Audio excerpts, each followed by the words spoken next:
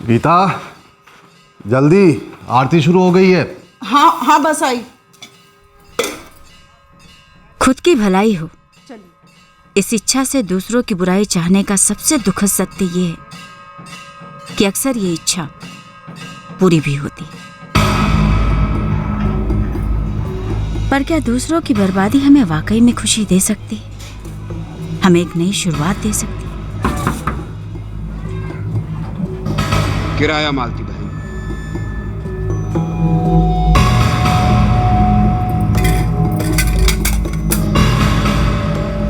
उनसे बात करने से भी क्या होगा कमल? बात ना करने से ही हालत हुई है अपनी टीचरों वाली। अब जो है सो है कमल, कर आके क्या कर सकते हैं? हमारी किस्मत मजबूरी है, मजबूरी बिना बात की मजबूरी साली।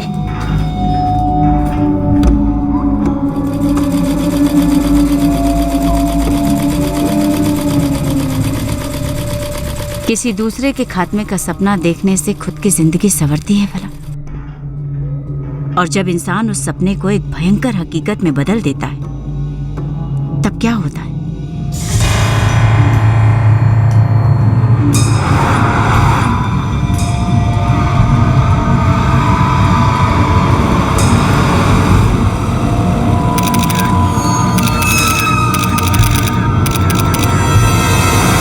सर एक खबर आई है, बुरी खबर। बोलो जगन। सर उम्मीद की जा रही थी कि अजीत वर्मा के बारे में कोई खबर होगी, लेकिन टिप मिली है कि नक्सली हमला होने वाला है।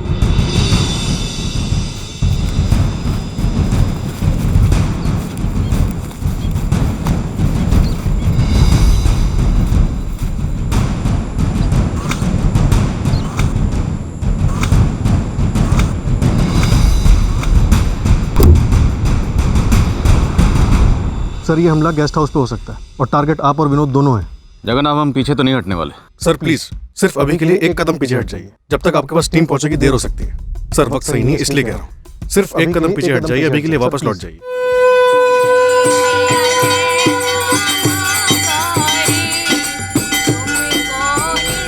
कोई अपने स्वार्थ को एक जायज इच्छा समझ बैठा था, किसी और की बर्बादी चाहने में अपना फायदा देख चुका था। और जो बर्बादी चाही थी वो अचानक से आई जरूर, वह भी एक ऐसे भयंकर रूप में जो कल्पना के परे थी। इस कहर का असर बुरा सोचने वाले पर क्या होने वाला था ये खुद उसे पता नहीं था। जो नहीं हुआ उसका भी अंदाजा नहीं था, और जो होने वाला था वह भी अंधेरे में था।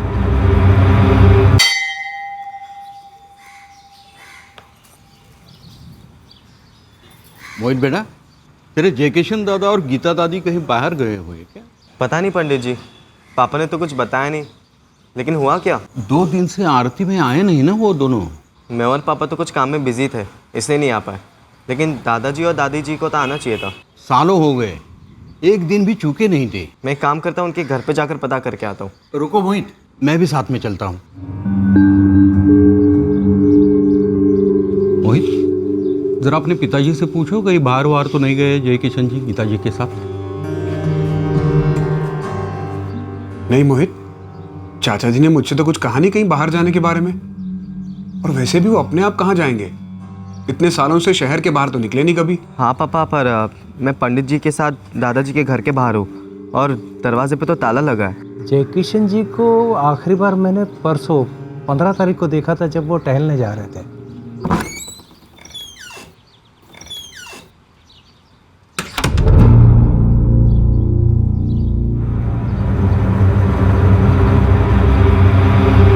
ऐसे कैसे बिना बताए कहीं चले गए?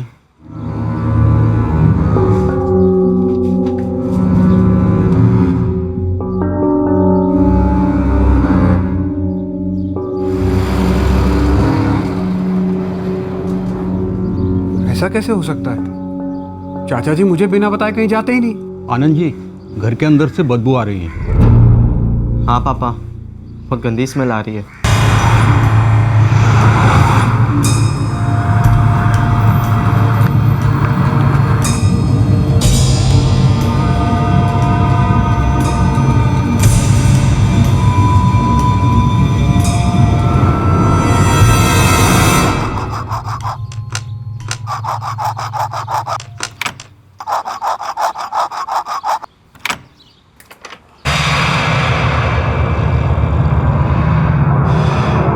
सर घर में ज़बरदस्ती घुसने के कोई निशान नहीं मिले। बाहर जो ताला लगा था वो घर का ही है। हर रोज आरती पर जाने से पहले यही ताला लगा कर जाते थे दोनों। ये ताला कातिल नहीं लगाया होगा। और सर लूट वूट के भी कोई निशान दिख तो नहीं रहे। वैसे सर देखने से कोई अमीर दंपति नहीं लग रहे हैं। बेडरूम में सिर्फ एक अलमारी है, सारे का चेक करिए उसे।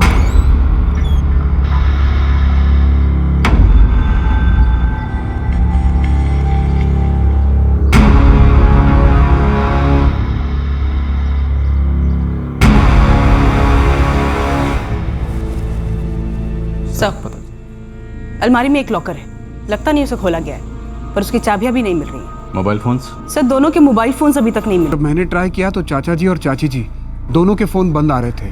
कोई बच्चे नहीं इनके? एक बेटी है नुपुर हुड्डा। वो इनके साथ नहीं रहते? वो मजनू खेड़ा में रहती है अपने पति कमल और बच्चों के साथ। आपने इतला दी उन्हें? इतना हड़बड़ा गया था कि भूल ही गया। वैसे लॉकर की चाबी भी मिली नहीं हमें। वो तो हमेशा चाचा जी और चाची जी के पास ही रहती थी, बड़े जतन के साथ संभाल के रखते थे दोनों। नहीं आनंद भैया, ये नहीं हो सकता, आपको जरूर कोई गलतफहमी हुई है। नहीं नुपुर, मेरे सामने चाचा जी और चाची जी की लाशों को हॉस्पिटल ले जाया गया है।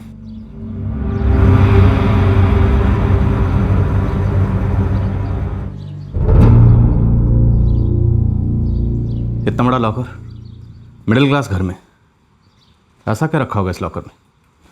सर फॉरेंसिक से पूरा घर स्कैन करवाते हैं, उन्हीं से लॉकर खुलवाते हैं। सर किचन में चकले पे एक पराठा बेल के रखा गया है, बगल में प्लेट में एक पराठा बना हुआ रखा है, हॉल में एक जूठी प्लेट रखी गई है जिसमें शायद पराठा खाया गया है, उसके बगल में एक जूठी कप भी है जिसमें शायद चाय पी गई है, और सर गीता जी के हाथ में आटा लगा हुआ था, और गेट पे जबरदस्ती घुसने के कोई निशान भी नहीं है। सर ये जिसने भी किया है वो जरूर कोई जान पहचान का है। कातिल जान पहचान का है या कोई अनजान, लेकिन जो भी है अभी तक लॉकर की चाबी नहीं मिली है। तो क्या कातिल ने लॉकर खोलकर इस लॉकर से कुछ निकाला होगा?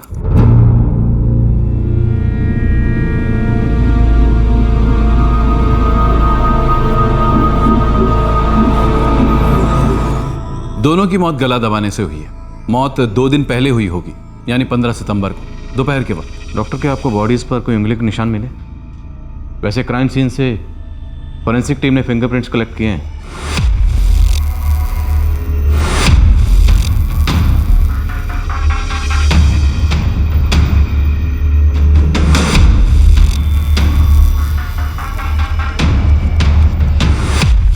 बॉडी पर उंगलियों के निशान के लिए हमें अलग से चेक करना होगा। हाँ, मेल विक्टिम जय किशन दहिया का गला हाथों से दबाया गया था, लेकिन गीता दहिया के केस में ऐसा लगता है कि गला घोटने के लिए किसी कपड़े का इस्तेमाल किया गया था। जय किशन दहिया के भतीजे आनंद का कहना है कि इनकी उम्र 62 से 63 के बीच में है और इनकी पत्नी गीता की उम्र 48 साल के करीब। देर से शादी की होगी शायद। डॉक्टर जय किशन की बेटी है नुपुर हुड्डा, 38 साल की, तो शायद पहली शादी से होगी और ये विक्टिम की दूसरी शादी रही होगी। कातिल के साथ संघर्ष के कोई निशान? बिल्कुल नहीं।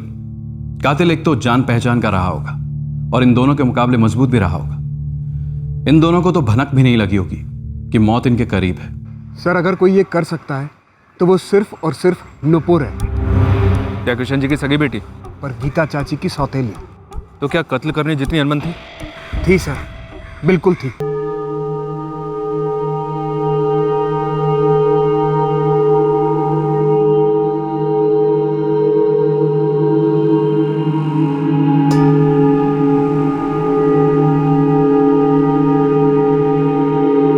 मैंने बाकी पड़ोसियों से भी बात की थी, लेकिन किसी ने भी 15 सितंबर दोपहर को जय किशन जी के घर जाते या वहां से आते हुए किसी को नहीं देखा। पर नंदलाल जी, कोई तो घर के अंदर गया और घर से निकला भी, वो भी ताला लगाकर। किसी का ध्यान नहीं गया होगा। वैसे भी किसी को पहले से थोड़ी मालूम नहीं होगा कि कोई आके इतना बड़ा हत्याकांड करके जाएगा।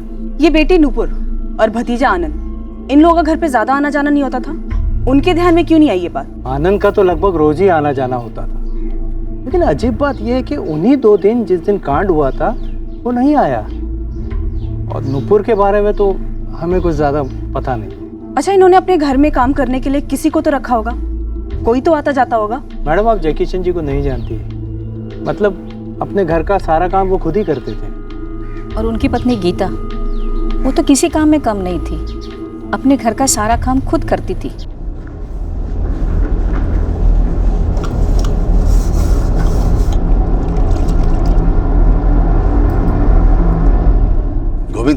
बोलिए सर। आप 20 रुपए वाला चावल, दाल, ठीक है, और 15 रुपए का तेल दे दे।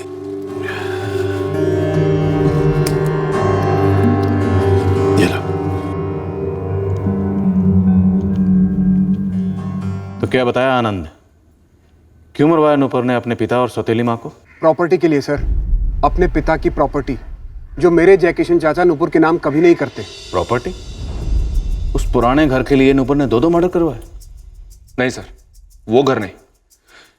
आनंद ने बताया कि जयकिशन जी की और भी कई प्रॉपर्टीज हैं। ये आनंद खुद उन सभी जगहों से किराए इकट्ठे करता था और जयकिशन जी को देता था। एक तरीके से जयकिशन जी का खजांची है ये आनंद। ये आनंद जयकिशन जी का भतीजा है ना? जी हाँ सर, बड़े भाई का बेटा जिनकी डेथ हो चुकी है। और ये गीता जी नुपुर की सौतेली माँ थी। सौतेली माँ भी तो माँ ही होती है ना सर। आपके पति आपके साथ नहीं आए? कमल हुड्डा? मेरे पति टेम्पो चलाते हैं, चंडीगढ़ गए डिलीवरी पर।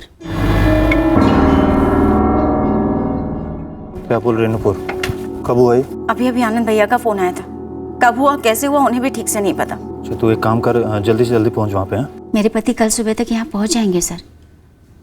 आप लोगों को पता चला ये सब किसने किया? कुछ चीज़ें पता चली, जैसे कि कातिल जो भी होगा पहचान का ही रहा होगा।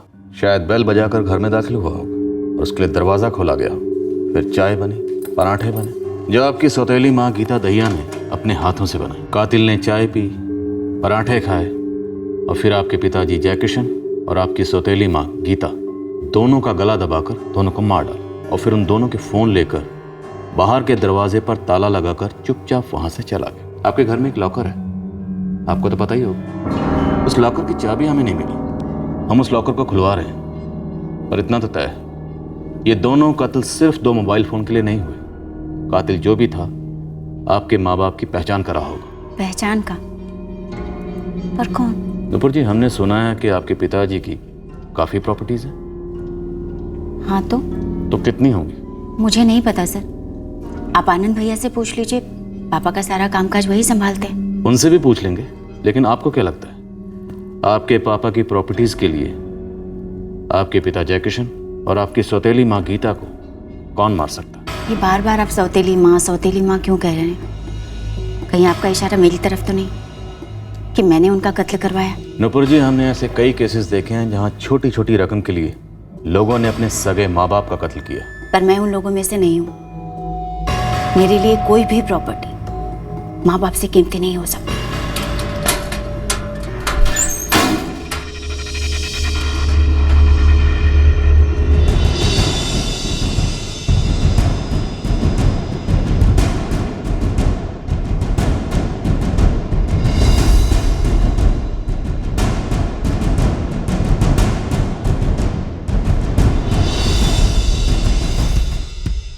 $2 करोड़ पक्का? 2 बार गिने गए हैं सर, हमने वीडियो रिकॉर्डिंग भी की है। एग्जैक्ट अमाउंट है 2,45,00,000। और लॉकर तोड़ने की कोशिश नहीं की गई? जी नहीं सर, कोई निशान नहीं मिले हैं। अगर लॉकर खोला गया होगा तो पक्का चाबी का इस्तेमाल किया गया होगा। अगर लॉकर खोला गया तो लॉकर में इतनी ज्यादा रकम थी, कातिल अपने साथ क्यों नहीं लेकर गए?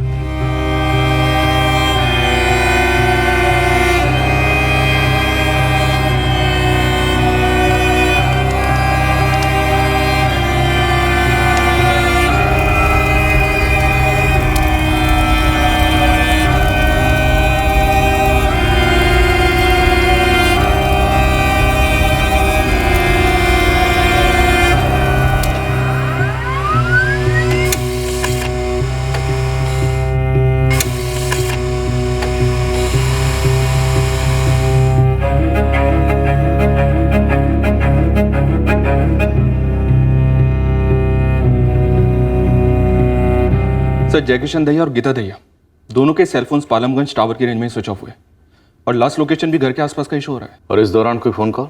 सर, कॉल रिकॉर्ड से 15 सितंबर की दोपहर को किसी के भी आने का कोई क्लू तो नहीं मिल रहा है। जान पहचान के लोगों को घर आने से पहले फोन करने की जरूरत नहीं होती, खासकर करीबी लोगों को। वैसे सर, कत्ल के वक्त नुपुर हुड्डा और कमल हुड्डा इन दोनों का phone location Majnu Khera cellphone tower के रेंज में था, जहाँ पे उन दोनों का घर है। और किराए के हत्यारे घर में बेल बजाकर दाखिल नहीं होते और ना ही उन हत्यारों को कोई पराठे बनाकर खिलाता है और ना ही चाय बनाकर पिलाता है। पर जो जान पहचान वाला आया उसे लॉकर और चाबी दोनों के बारे में मालूम रहा होगा सर, लेकिन उसने लॉकर में रखी हुई 2 करोड़ से ऊपर की रकम वो छुआ तक नहीं। ये दोनों मर्डर ना तो किसी सुपारी किलर ने किए हैं और ना ही किसी पेशेवर लुटेरे ने। ये दोनों कत्ल शायद सिर्फ और सिर्फ पैसों के लिए हुए। जी मेरे खाते के हिसाब से कुल मिलाकर 2,42,45,000 होने चाहिए, मतलब 12 लाख रुपए कम है। इतना सारा कैश कहाँ से आया? ये सारे पैसे किराए से आते हैं। कितनी प्रॉपर्टीज हैं? काफ़ी सारी बिल्डिंगे हैं, दुकानें हैं। चाचा जी टाइम टू टाइम खरीदते रहते थे। सारी प्रॉपर्टीज यही हैं? जी हाँ, यही फरीदाबाद में। जय किशन चाचा जी की कुल मिला के 3 बिल्डिंगें हैं। हर बिल्डिंग में तकरीबन 100 के करीब फ्लैट्स हैं। फिर सारे फरीदाबाद में अलग अलग जगह दुकानें भी हैं, सभी किराए पर चढ़ा रखी हैं। कुल मिलाकर हर महीने का किराया आता है लगभग 18 लाख रुपए। 18 लाख किराया हर महीने और सारा कैश? जी हाँ, मेरे पास एक एक पैसे का हिसाब है, अगर आप चाहें तो देख सकते हैं। आनंद जी, अब सवाल यह है कि अगर कोई पैसे लूटने के इरादे से आया था तो वो ईमानदारी से 12 लाख रुपए लेकर क्यों जाएगा, जबकि सामने लॉकर में 2 करोड़ से ज्यादा की रकम पड़ी थी? यही तो मैं पहले दिन से कह रहा हूं सर, ये सब कुछ नुपुर ने किया है और आप नुपुर को पकड़ने की बजाय उसे ही शिकायतकर्ता बना बैठे। उसके साथ नरमी से पेश आ रहे हैं आप लोग। और आप नुपुर का नाम इतने दावे के साथ कैसे ले रहे हैं? क्योंकि सर जय किशन चाचा जी उसे अपने दिल और अपनी जायदाद दोनों से बाहर निकाल चुके थे। और ये बात आप कैसे जानते हैं? क्योंकि पहली बात, मैं उनका भतीजा हूं, और दूसरी बात, मेरे अलावा उनकी देखभाल करने वाला और कोई नहीं है। आनंद जी, आप हमें ये बताइए, जय किशन जी ने नूपुर को अपने से दूर क्यों किया? क्योंकि नूपुर का दिमाग टेढ़ा नहीं है, बेरहम भी है। अपने सौतेले भाई को उसने मार डाला था। मतलब अपने पिता जय किशन और सौतेली माँ गीता के? जी हाँ, बेटा सुभाष। अगर आज वो जिंदा होता तो सारी प्रॉपर्टी, पैसा वैसा सबका वारिस वही होता। सुभाष मेरे बेटे मोहित से सिर्फ 1 साल बड़ा था। तो आपका ये कहना है कि नुपुर ने सुभाष का कत्ल करा दिया? फिर तो पुलिस में शिकायत दर्ज कराई गई होगी। आज तक कौन सी पुलिस जादू टोना साबित कर पाई है मैडम, लेकिन होता तो है ना। नुपुर ने ही सुभाष को नशीली दवाओं का आदी बनाया। नुपुर ने ही सुभाष को मौत की तरफ धकेला, लेकिन दिखा ऐसा कि नशीली दवाओं की लत की वजह से जान चली गई सुभाष की। मतलब आपके पास इस बात का कोई सबूत नहीं है कि सुभाष का कत्ल हुआ? ये सिर्फ आपकी सोच है कि नूपुर ने उसे मार दिया? यही सच है सर। सुभाष को हटाने के बाद भी जब नुपुर को लगा कि उसका सगा बाप उसे एक दमड़ी नहीं देगा, तब उसने अपने बाप और सौतेली माँ दोनों का सफाया करवा दिया। दरअसल साहब, ये गीता नुपुर से बहुत डरती थी। जादू टोने वाली बात तो आपने सुनी ही होगी। अरे ये सब कई सुनी बातें, पर साहब ये मानना मुश्किल लगता था कि नुपुर ने अपने भाई सुभाष को मार डाला। अंतिम संस्कार के वक्त हमारे आदमी नजर रखे हुए थे, लेकिन गीता जी की फैमिली में से कोई भी शरीक होता हुआ नहीं दिखा। कहाँ से थे वो? पता नहीं, लेकिन हमने कभी उनके रिश्तेदारों को ना कभी देखा, ना कभी उनके बारे में सुना। पर आपने ये तो सुना होगा ना, महिमा भाभी यानी कि नुपुर की माँ जय किशन भाई साहब की पहली पत्नी, वो जब जिंदा थी तभी जय किशन भाई साहब ने गीता से शादी की थी। अरे वो पुरानी बात है, 19-20 साल पहले की बात है। ये जय किशन जी के पास करोड़ों की प्रॉपर्टी आई कहाँ से? और उसके तुलना में वो यहाँ खुद इतनी खस्ता हालत में रहते थे। तो तकदीर की बात है। जय किशन जी इतने पढ़े लिखे भी नहीं थे और दिहाड़ी मजदूर थे। क्या? उनके पिताजी की जमीन थी पर सारी बंजर। पर गीता के आने के बाद समझो हरी भरी हो गई थी।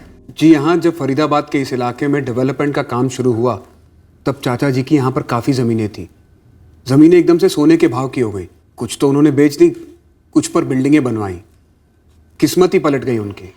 आपके चाचा जय किशन जी ने पहली पत्नी महिमा जी के होते हुए दूसरी शादी की गीता जी से।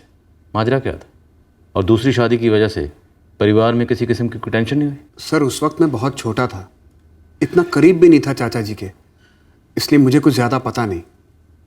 लेकिन नुपुर के बर्ताव से तो यही जाहिर है कि ज़बरदस्त रंजिश रही होगी, इसीलिए तो उसने पहले सुभाष को मार दिया और अब चाचा चाची को।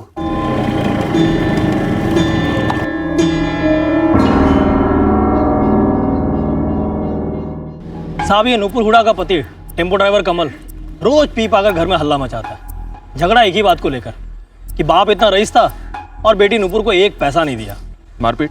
सर ऐसा तो कुछ पड़ोसी ने नहीं बोला, लेकिन एक बात है कि ये नुपुर भी गुस्से में बहुत भला बुरा सुनाती थी। कभी अपने पति कमल को कोसती तो कभी अपने माँ बाप को कोसती। तो इस कमल का पूरा चिट्ठा निकाल। इस कमल पे मुझे तगड़ा डाउट जा रहा है।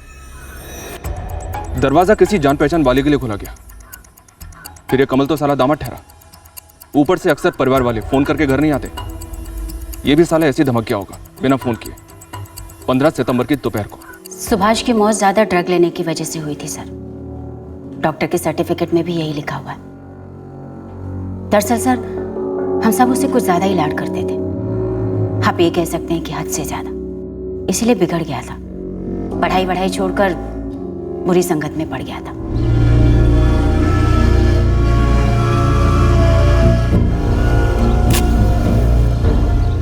सुभाष, सुभाष उठ बेटा। ऐसी कोई रात नहीं है जब नशे की हालत में नहीं लौटा। कब घर आया, कब सोया, कुछ पता ही नहीं चला। एक रोटी तक नहीं खाई बेचारे ने। हम सब ने उसके नशे की लत छुड़वाने की बहुत कोशिश की सर। मैं तो उसे नशा मुक्ति केंद्र भी ले गई थी।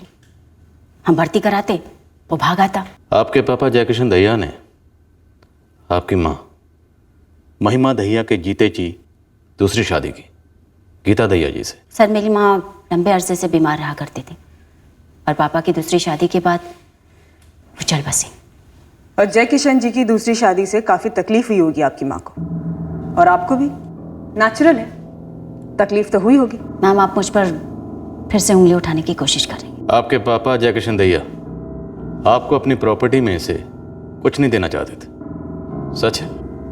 और आपके पापा अपने बेटे सुभाष की मौत का कारण आपको मानते हैं, और आपकी सौतेली माँ गीता जी भी। जब मैं 12 साल की थी उस समय माँ काफी बीमार रहा करती थी और पापा को वारिस चाहिए था, एक बेटा जो सभी को चाहिए होता है।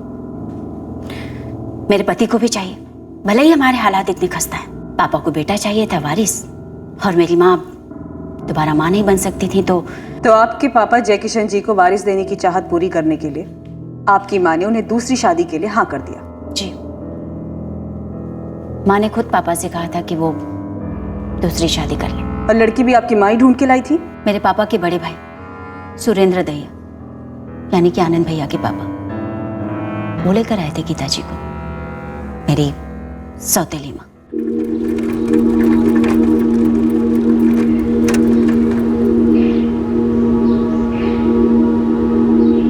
भैया मुझे महिमा से बात करनी होगी। पता चला उसे ये ठीक ना लगे। पहले ही तुम बात कर लो जयकिशन। गीता साफ साफ बोली है कि अगर शादी होगी तो ही वो रुकेगी, वरना नहीं।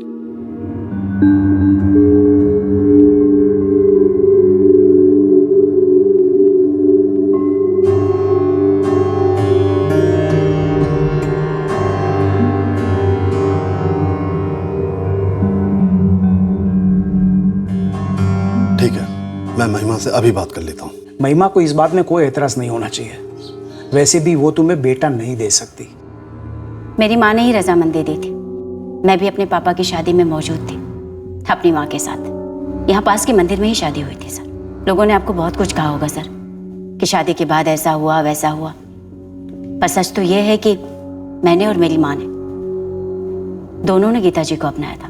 और जब सुभाष हुआ, सुभाष को भी सगा सौतेला जो भी कहें आप, दिल से अपनाया था सर। पर गीता जी आपको अपने बेटे सुभाष का कातिल समझती थी, ये सच है या अफवाह?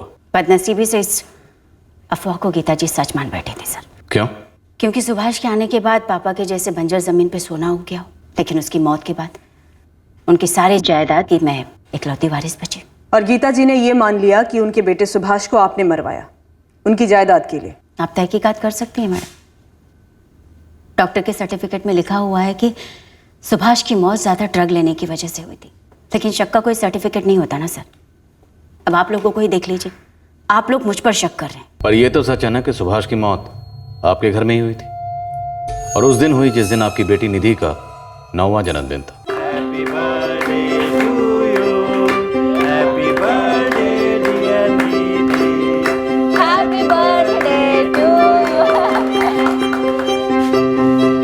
भाभी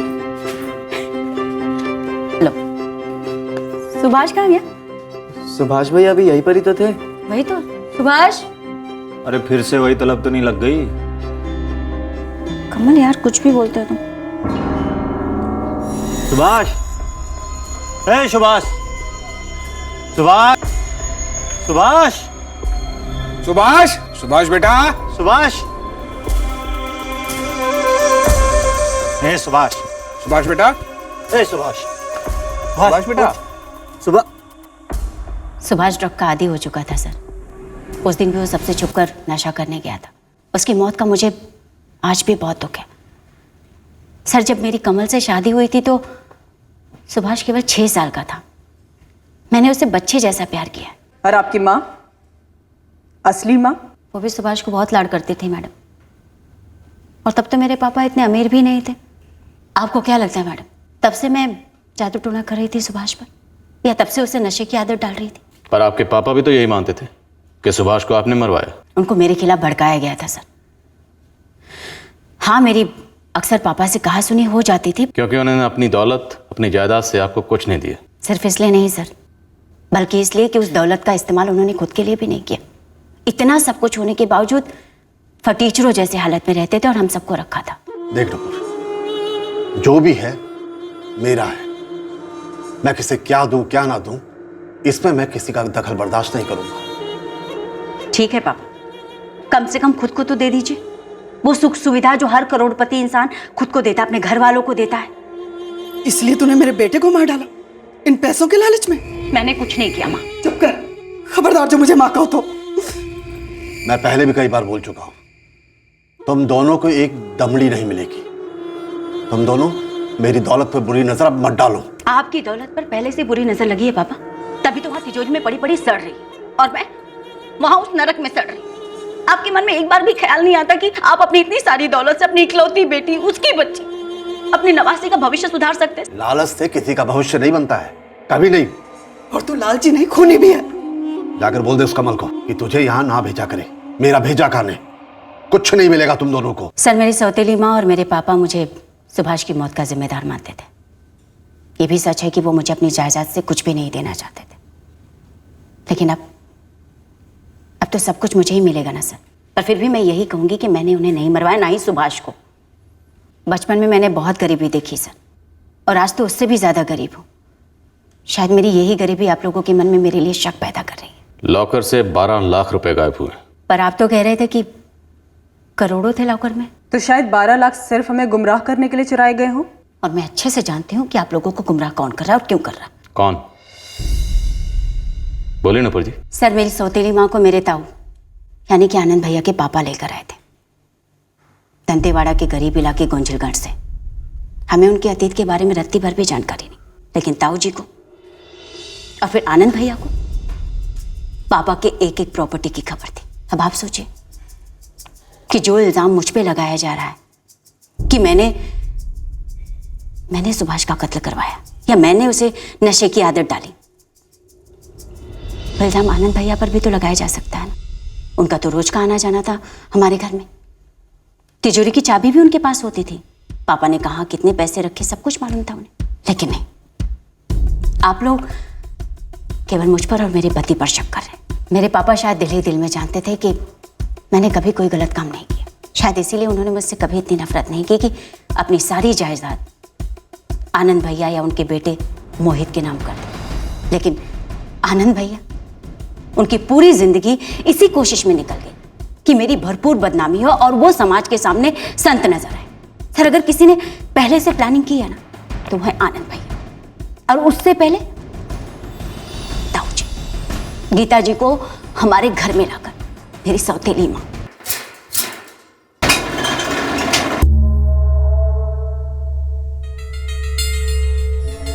जा मोहित, ये जमा करा दे। जी पापा। चाय।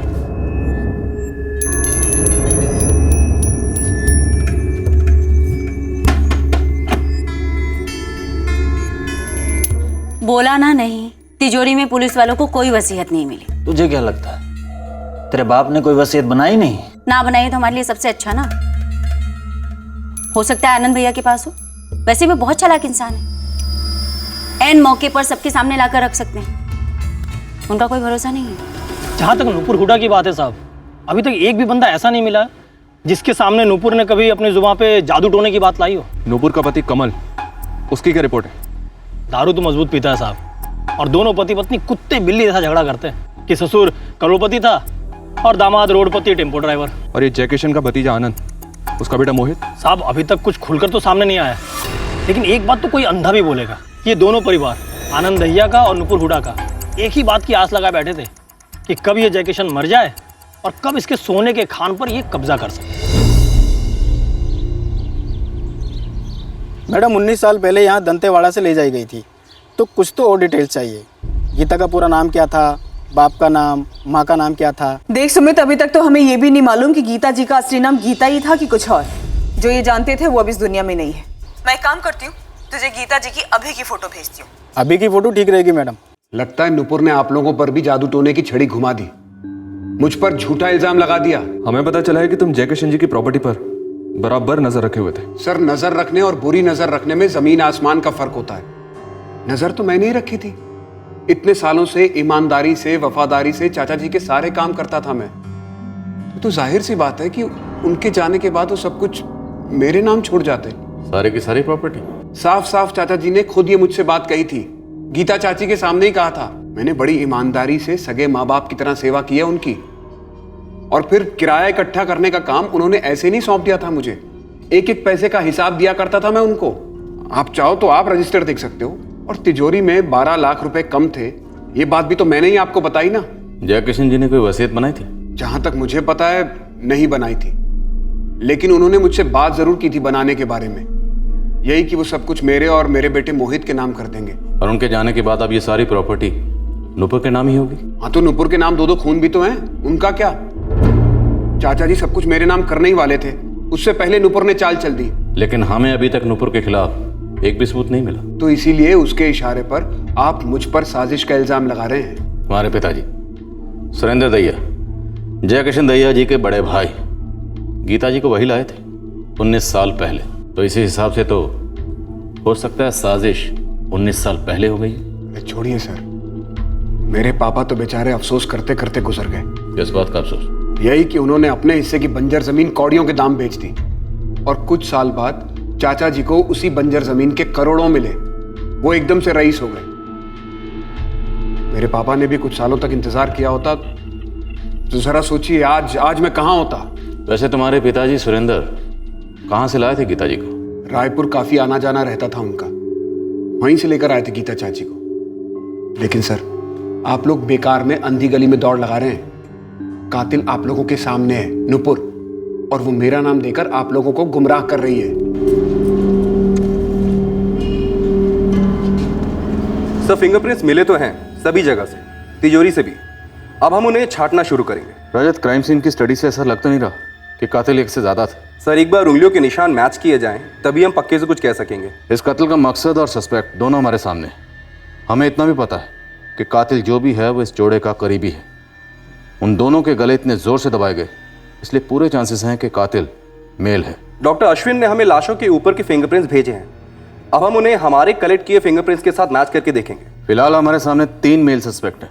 आनंद दहिया का बेटा मोहित दहिया और जय किशन की बेटी नुपुर का हस्बैंड कमल हुडा। लेकिन फिलहाल हमारे पास इन तीनों के खिलाफ कोई सबूत नहीं। रजत, इस केस में फिंगरप्रिंट्स हमारे लिए एक बहुत अहम सुराग साबित हो सकते हैं। बस थोड़ा सा टाइम दीजिए, मैं आपको सारे सही एनालिसिस दूंगा। जय किशन का फोन स्विच ऑन हुआ है, दूसरा सिम लगा के फोन यूज किया जा रहा है। फोन की लोकेशन यही फरीदाबाद की है।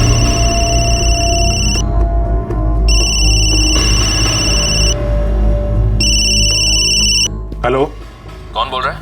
अरे तुम कौन बोल रहे हो भाई? आलमगंज पुलिस थाने से सब इंस्पेक्टर विनोद अग्रवाल बोल रहा हूँ। जी, मेरा नाम घनश्याम साहू है। एड्रेस बोलो। साहब, यही दोनों फोन मिले थे मुझे। इन दोनों फोन्स के बारे में कई सारी बातें करनी है तुझसे, जो कि फोन पर नहीं हो सकती थी, सिर्फ हमारे लॉकअप में हो सकती है। लेकिन साहब, इन फोन के बारे में आपको क्या बात करनी है? ये तो मुझे अचानक से मिले थे। कहाँ मिले? लाशों के बगल में, दोनों का गला घोटने के बाद। क्या साहब? शिवराम, वो तो जय किशन का पड़ोसी है ना, मेरी तो बात भी हुई थी उससे। पर इस एंगल के बारे में नहीं बताया होगा उसने। कौन सा एंगल रमेश? इस एंगल के बारे में ना तो आपसे आनंद दहिया ने बात की होगी और ना ही नुपुर हुडा ने, कि ये जय किशन और गीता दहिया एक लड़का गोद लेने के बारे में सोच रहे थे। साहब, अभी मैं यूं ही नंदलाल और पंडित मिश्रा से बात कर रहा था, तभी मुझे लगा कि लड़का गोद लेने वाली बात मुझे आपको बतानी चाहिए। कहीं बात चली थी? कोई कागज पत्री हुई हो? आपको ये बात कब पता चली? तकरीबन 1 महीना पहले। सब कुछ है, पर छोड़ जाने के लिए वारिस नहीं। हाँ, और जो था वो बेवक्त। लेकिन जय किशन, तेरी तो सगी बेटी है, नवासी है। वो सिर्फ नाम के वास्ते अपने हैं। ये सभी इसी इंतजार में बैठे हैं कि कब मैं ऊपर चला जाऊं या सारा इन सब के नाम कर दूं। उन्हें मेरी और गीता की कहां पड़ी है? गीता भाभी जी, क्या वो भी इस गोद लेने वाले फैसले में शामिल है? ये सुझाव गीता की तरफ से ही आया है। जय किशन ने मुझे कोई नाम तो नहीं बताया था, लेकिन मुझे ऐसा लगा कि कोई फैसला ले लिया गया है। लेकिन किसे गोद लिया या लेने वाले थे, ये उन्होंने मुझे नहीं बताया। ये गोद लेने वाली बात नुपुर और आनंद को मालूम थी? नुपुर का तो मैं बता नहीं सकता साहब, लेकिन आनंद को यह बात 100% पता होनी चाहिए।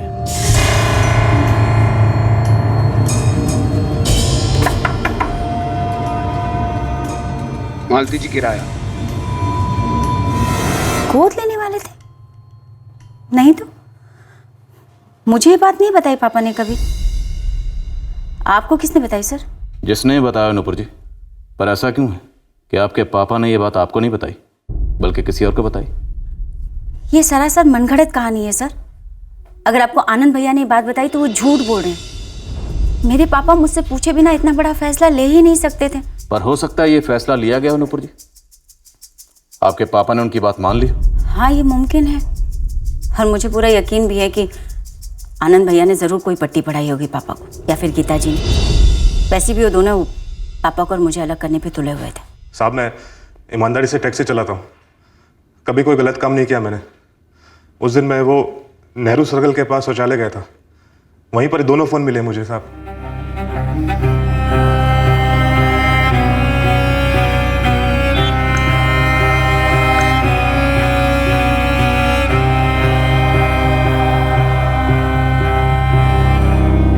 पब्लिक टॉयलेट में तुझे एक नहीं दो फोन्स मिले? क्या बात है? पट्टी लगी थी उन पर जिस पर लिखा था भैया हम यहाँ लावारिस पड़े हैं, हमें चुरा लो। मुझे लगा कि मैं वो दोनों फ़ोन बेच दूंगा और मैं गया भी था बेचने के लिए। मोबाइल की किस दुकान पर गया था? साहब वो यूनिक मोबाइल सेंटर। तो फिर बेचा क्यों नहीं? साहब वो दुकानदार ने बोला कि इन दोनों फ़ोनों का कोई पैसा नहीं मिलेगा क्योंकि आजकल स्मार्टफोन का ज़माना है और कोई बच्चा भी बतौर खिलौना इस्तेमाल नहीं करेगा। तो मुझे लगा कि मैं इस्तेमाल कर लेता हूँ और जैसे ही सिम डाल के फ़ोन ऑन किया, अब आप लोगों का दामाद बन गया हूँ साहब। दामाद जी, बड़ी दिलचस्प कहानी सुनाई आपने। अब हमें हकीकत सुनाइए, क्योंकि इन दोनों फोन्स के मालिकों का कत्ल हो चुका है। हाँ, मेरा कोई हाथ नहीं साहब इसमें। कातिल जो भी हो, इतना तो हम भी जानते हैं कि वो इतना बड़ा बेवकूफ़ तो नहीं होगा कि विक्टिम का फ़ोन अपने साथ लेकर घूमे। शायद ये घनश्याम सच बोल रहा हो सर। और अब ये गोद लेने वाला नया एंगल सामने आने से सिर्फ नुपुर ही हमारी सस्पेक्ट नहीं है, बल्कि हमारा सस्पेक्ट आनंद भी है, क्योंकि नुपुर और आनंद ये दोनों ही वारिस बनना चाहते थे। नक्सल कनेक्शन? ये कहाँ से आया सुमित? मैडम पता नहीं कनेक्शन कैसे आया, पर मैं यहाँ गीता की फ़ोटो लेकर उसकी फैमिली को खोज रहा था। पूरा गांव घूमा, तब एक अजीत वर्मा से टकराया। मार्केट में वर्मा जी का नाम तो सुना ही है आपने, अब पैसा लेके आ जाना। हाँ बोलो। अजीत वर्मा? हाँ क्या है? हमारे गोंजीलगढ़ में ये गीता थी, कोई 20-1 साल पहले हरियाणा फरीदाबाद में जा बसी। वहाँ जाकर गीता दहिया हो गई। कुछ सुना है, कुछ पता है इसके बारे में? तू है कौन? वो मैंने सुना है गांव में कि आप गीता को जानते थे। मैं नहीं जानता किसी गीता फीता को। और तू कौन है? मैं वो फरीदाबाद पुलिस की मदद कर रहा हूँ। खबरी? ऐसे ही समझ लो। इस अजीत वर्मा का कोई नक्सल कनेक्शन है? मुझे यहाँ की उड़ती चिड़िया ने टिप दी कि अजीत नक्सलियों के साथ मिलता है। जब से मुझसे बात की, इसने अपनी दुकान बंद कर दी और अपनी बीवी को लेके हवा हो गया। इस अजीत वर्मा का कोई नंबर है? हाँ, पर बंद जा रहा है। फिर भी भेज मुझे। करोड़ों की जायदाद के मालिक, लेकिन जिंदगी जीने का तरीका एकदम फटीचर। और फिर बुढ़ापे में बच्चा गोद लेने की पहल, और अब ये नेक्सलाइट एंगल की पॉसिबिलिटी। ये डबल मर्डर केस असल में है क्या? एक चक्रव्यूह जैसा बन गया सर। आनंद ने हमें भेजा नूपुर के पीछे और नूपुर ने पलटवार किया और आनंद को ही संदिग्ध बना दिया। और सर, इन सब एक सबसे बड़ा रहस्य, गीता का पास्ट, जिसके बारे में शायद किसी को कुछ भी नहीं मालूम। इस वक्त हमारे सामने कई सवाल हैं। पहला सवाल, क्या जयकिशन जी ने कोई वसीयत बनाई थी? क्या कोई बच्चा वाकई अडॉप्ट किया गया था, या फिर आनंद और नूपुर ने मिलकर कोई साजिश रची और उस साजिश का गीता जी को पता था? या फिर ये सारी साजिश गीता जी ने रची, लेकिन उनकी पीठ पीछे एक और साजिश रची गई जिसके तहत गीता जी को रास्ते से हटा दिया गया?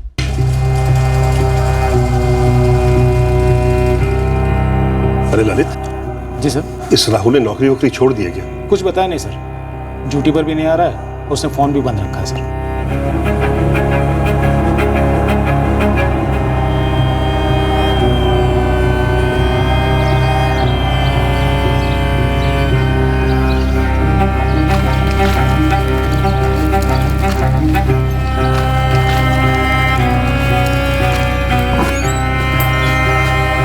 नुपुर, तुम यहाँ क्या कर रही हो? पहले मुझे ये बताओ, ये गोद लेने वाली बात मुझसे छिपाई क्यों गई? गोद लेने वाली बात? कौन किसे गोद ले रहा है? पापा और गीता जी किसी लड़के को वारिस बनाने वाले थे गोद लेकर। पुलिस को किसी ने बात बताई। तो किसी ने ये तुक्का भगाया। अब किसने नुपुर?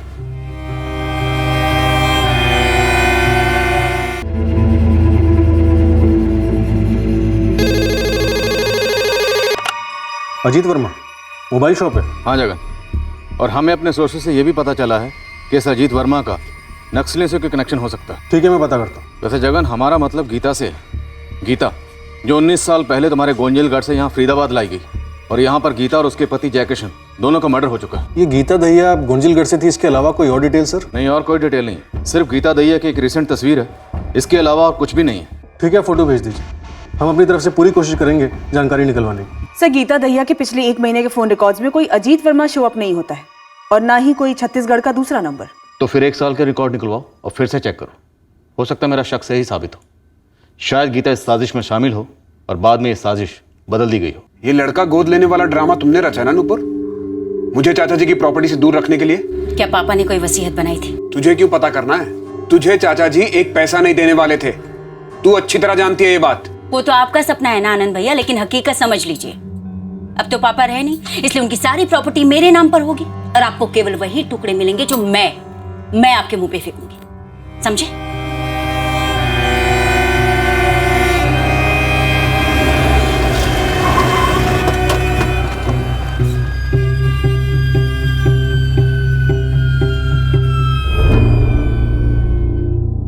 हाँ, ये कुछ दिन पहले आया था यहाँ पे। ये 2 मोबाइल्स लेकर? जी, मैंने उससे बोला भी था कि बहुत पुराने मॉडल के हैं, इसके तो खरीदार मिलना भी मुश्किल होगा मुझे, मगर जो उसको रेट बोला था वो मंजूर नहीं था, निकल गया बिना बेचे। इस घनश्याम साहू को तुम कितनी अच्छी तरह से जानते हो? टैक्सी चलाता है, बस इतना ही जानता हूँ। अजीत वर्मा? जी, कभी गीता जी ने इस नाम का कोई जिक्र किया? गीता जी के गांव गोंजलगढ़ का रहने वाला ही अजीत वर्मा।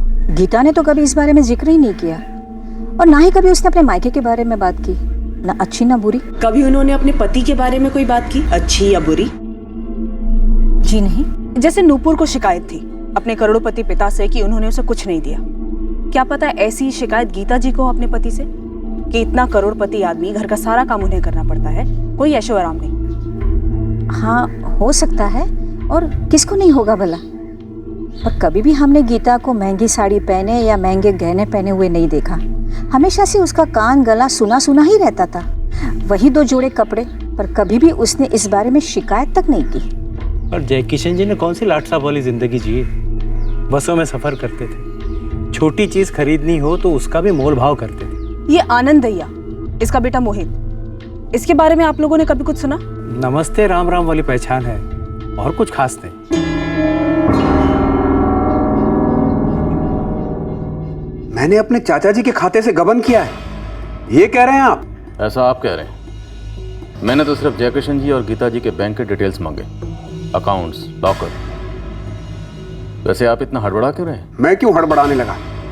मुझे तो बस इस बात का ताज्जुब हो रहा है कि नुपुर आप लोगों को मेरे खिलाफ भड़का रही है और आप बस भड़के जा रहे हो। जब हम भड़केंगे तब आपको खुद ब खुद पता चल जाएगा, क्योंकि तब ये बातें फोन पर कतई नहीं होंगी। दरअसल तब बातें होंगी ही नहीं। मुझे ऐसा क्यों लग रहा है कि आप मुझे धमका रहे हैं? और मुझे लग रहा है कि चोर की दाढ़ी में तिनका फंसा है। ये बैंक खाते के डिटेल्स, ये प्रॉपर्टी के कागजात और किराए के खाते, सब कुछ है।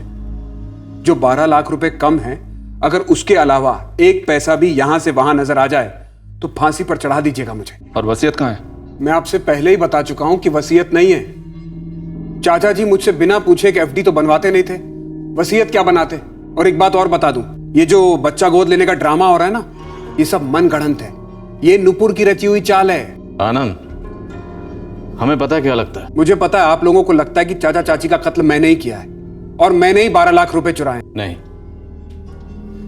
बल्कि हमें लगता है कि तुमने और नुपुर दोनों ने मिलकर कोई साजिश रची और तुम्हारी इस साजिश में छत्तीसगढ़ के गोंजिलगढ़ का कोई अजीत वर्मा भी शामिल था, शायद गीता दहिया भी शामिल थी और निशाना थे तुम्हारे चाचा जयकिशन दहिया, जो किसी पर भरोसा नहीं करते थे, किसी को अपनी प्रॉपर्टी सूंघने तक नहीं देते थे। इसलिए तुमने और नुपुर दोनों ने सोचा क्यों ना प्रॉपर्टी आधी आधी बांट लें। इसलिए जयकिशन जी के साथ साथ गीता जी को भी रास्ते से हटा दिया गया। इससे बड़ी बकवास मैंने आज तक नहीं सुनी अपनी जिंदगी में। पर हम हर रोज सुनते हैं और देखते भी हैं, सांप और नेवले को हाथ मिलाते हुए। आनंद दहिया, पैसे में बड़ी ताकत होती है, पैसा बड़ों बड़ों को लालची बना देता है। तुम लोग जितने भी हो ना, सर से लेकर पांव तक लालच में धंसे हुए हो। मेरी ईमानदारी का ये फल मिलेगा, कभी सोचा नहीं था मैंने।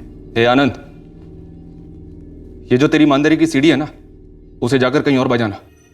ये बात छुपी नहीं थी कि जयकिशन जी नुपुर से खफा थे, और ये बात भी काफी जाहिर थी कि जयकिशन जी तुझसे भी कोई बहुत ज्यादा खुश नहीं थे।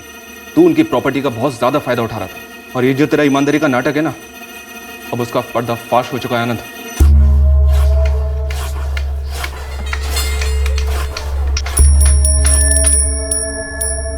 मिस्त्री राम भजन ने जयकिशन जी से डायरेक्ट बात क्या करी दुकान खरीदने के बारे में? तू तो मतलब जलकर राख हो गया। तेरी हिम्मत कैसे हुई मुझसे बिना पूछे सीधे चाचा जी से बात करने की? और ऐसी क्या पट्टी पढ़ा दी तूने जो वो दुकान तुझे आधे दाम में बेचने को तैयार हो गए? आनंद जी, कोई पट्टी नहीं पढ़ाई हमने।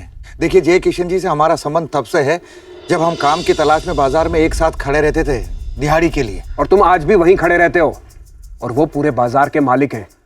तुम्हारी औकात नहीं उनसे सीधे बात करने की। हमने तो खाली दरख्वास्त की थी जयकिशन जी से। अब अगर आपको कोई दिक्कत हो तो आप सीधे जयकिशन जी से मिल लीजिए, आपको सब कुछ पता चल जाएगा। आनंद, मैं कह रहा हूं ना, दुकान राम भजन के नाम कर दो।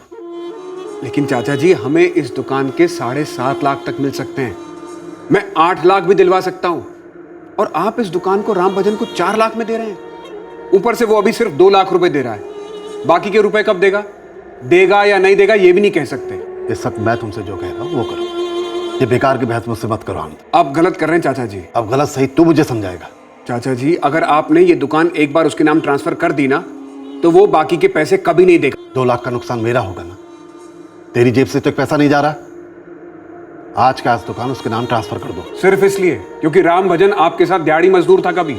सिर्फ इसलिए क्योंकि वो उस वक्त मेरे साथ खड़ा था जब मेरे पास दौलत नहीं थी। राम भजन ने बताया हमें, तूने कमीशन मांगा उससे। आनंद भैया, तू जितना खुद को बता रहा है ना, उतना भी दूध का धुला हुआ नहीं है। लेकिन दाल में उतना भी काला नहीं है जितना आप लोग खोज रहे हैं। अगर नुपुर की सुनते रहेंगे ना, तो ये केस सुनवाई तक भी नहीं पहुंचेगा। उसी के बुने जाल में फंसते चले जाएंगे। देखते हैं इन कागजात में कितनी सच्चाई है और कितनी बुनाई, कौन धंसा हुआ है और कौन फंसा रहा है।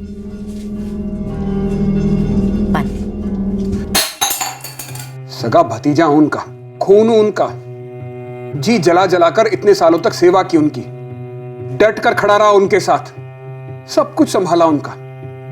अगर गोद लेना ही था तो मुझे ले लेते, हमारे मोहित को ले लेते। क्या चाचा चाची सच में किसी को गोद लेने वाले थे? मुझे नहीं पता, इसलिए और भी ज्यादा गुस्सा आ रहा है कि इतनी बड़ी साजिश मेरी पीठ पीछे हो कैसे गई। मैंने अपनी सारी जिंदगी बिता दी इस विरासत के लिए। इस पर सिर्फ मेरा हक है, सिर्फ मेरा। तो हमें सब कुछ मिलेगा कि नहीं? मुझे नहीं पता, पुलिस तहकीकात कर रही है। क्या तहकीकात कर रही है पुलिस? किराया तो आज भी वो आनंद ही जमा कर रहा है। मैं कह रहा हूँ ये पुलिस के हाथ गर्म करके सारा केस ठंडा कर देगा। तो मुझे तो लेने के देने पड़ गए ना कमल। पहले सब कहते थे कि भाई को खा गई, अब कहते हैं कि बाप और सौतेली माँ को खा गई।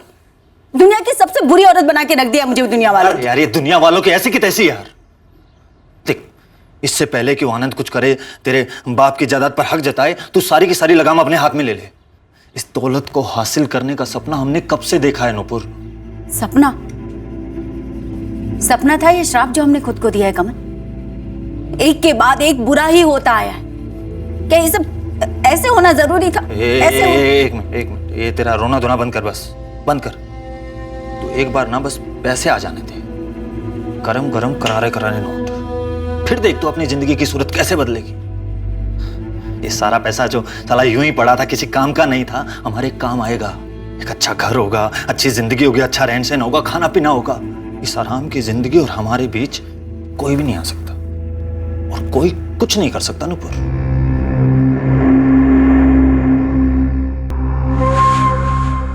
जयकिशन दहिया और गीता दहिया के नाम के हर एक बैंक खाते की छानबीन हुई। दहिया परिवार की सारी प्रॉपर्टीज की रजिस्ट्रीज खंगाली गई। गोंजिलगढ़ से हमें कोई ठोस सुराग मिलना अभी भी बाकी था। सर, इस अजीत वर्मा को लोग यहाँ गोंजिलगढ़ में जानते तो हैं, पर इसका नक्सलियों से क्या ताल्लुक है ये बताने से इनकार कर रहे हैं। जगन, जितना जोर लगा सकते हो लगा दो। सिर्फ यही एक एंगल है जो हमें इस केस में ब्रेक थ्रू दिला सकता है। गीता दहिया के बारे में कोई खबर? सर, गीता दहिया ने 19 साल पहले अपना गाँव छोड़ा था, उसके बाद एक बार भी नहीं लौटी। अब या तो यहाँ लोगों को वाकई में कुछ याद नहीं या फिर जानबूझकर कुछ छुपा रहे। हमने गीता दहिया के 1 साल पहले के कॉल रिकॉर्ड्स मंगवाए। जब तक कॉल रिकॉर्ड्स आते हैं तुम लोग घुस जाओ, गोंजिलगढ़ के अंदर तक घुस जाओ। हमें गहरा शक है कि विक्टिम नंबर 2 गीता दहिया इस साजिश की रचनाकार हो सकती है। अब ये कितना सच है ये हमें अजीत वर्मा ही बता सकता है। किसी भी कोने से कोई भी ऐसी खबर नहीं आ रही थी जो हमें अंदेशा दे सके कि 15 सितंबर की दोपहर को जयकिशन और गीता दहिया के घर में कौन आया था। वो कौन जाना पहचाना शख्स था जिसका खान पान से स्वागत किया था उन्होंने और जिसने उन्हें मौत के घाट उतार दी। और अब हमारे सामने आने वाली थी एक और विचित्र बौखलाने वाली हकीकत। सर, हमने क्राइम सीन और जयकिशन दहिया की डेड बॉडी के ऊपर से मिले हुए सारे फिंगरप्रिंट्स को मैच किए हैं।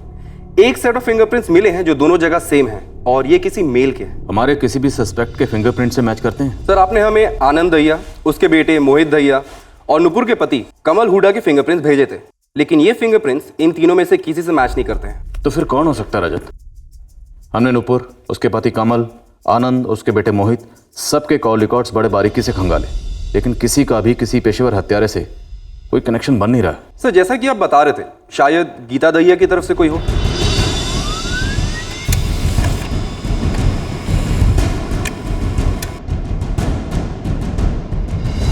सर, ये दोनों पार्टी आनंद और नुपुर पे हमारी चील जैसी नजर है, पर दोनों घरों में एक ही रोना है सर कि जायदाद अगले को ना मिले। और कत्ल की साजिश का कोई जिक्र नहीं हुआ कि किसी जान पहचान वाले को भेजा हो या जान पहचान करवाई हो जयकिशन और गीता से कुछ दिन पहले से? नहीं मालिक, ऐसा कुछ भी नहीं। और वो पियक्कड़ कमल भी शराब के नशे में आकर ऐसा कुछ भी नहीं कहा हो जिससे हमें शक हो सके। इस जयकिशन के कई फ्लैट्स और दुकानें हैं किराए पर। पता कर हाल ही में कौन सा किराया था। 15 सितंबर से कुछ दिन पहले या बाद में घर छोड़कर गायब हुआ है। हो सकता है कि आनंद ने किसी किराएदार से काम करवाया हो। उसे कहा होगा 12 लाख की रकम गायब कर देना, सुपारी की रकम। अब किराएदार होगा तो मकान मालिक उसे जानता भी होगा, इसलिए घर के अंदर आने दिया होगा।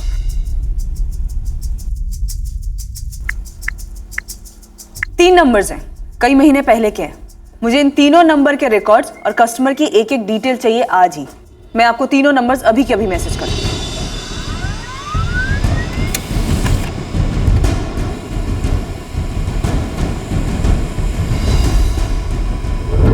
ये अजीत वर्मा, इसे हम जानते हैं, ये फरार है। और ये मनोहर सोंटा और सुधीर पटेल। और सर, इन तीनों का एड्रेस गोंजिलगढ़ का है। अजीब है सर, आनंद और नूपुर ये दोनों ही गीता के बैकग्राउंड के बारे में कुछ नहीं जानते थे, जबकि गीता अपने गांव के लोगों के टच में थी। और सर, ये अजीत वर्मा, जैसे ही इसे पता चला कि हम इसे ढूंढ रहे हैं, इसने अपना फोन स्विच ऑफ कर लिया। और मनोहर सोंटा, इसका भी फोन स्विच ऑफ है। और सर, ये सुधीर पटेल, इसका फोन ऑन है, पर अभी तक मैंने इसे कॉल नहीं किया है। और हम कॉल करेंगे भी नहीं। हम सीधे गोंजिलगढ़ के लिए रवाना होंगे। वहाँ के पीएसआई जगन को कहेंगे कि सुधीर पटेल को लोकेट करे और इस पर नजर रखवाए। मैं जगन को इन्फॉर्म करता हूँ सर। और सारिका सर, तुम पता करो कि तीनों नंबर जिनके टच में गीता थी, जब ये फ़ोन स्विच ऑफ हुए तब इनकी लोकेशन क्या थी, और कत्ल की दोपहर 15 सितंबर को इनकी लोकेशन क्या थी। Right sir. और ये भी पता करो कि इन तीनों नंबर्स का आनंद और नूपुर से कोई कनेक्शन है, अगर है तो।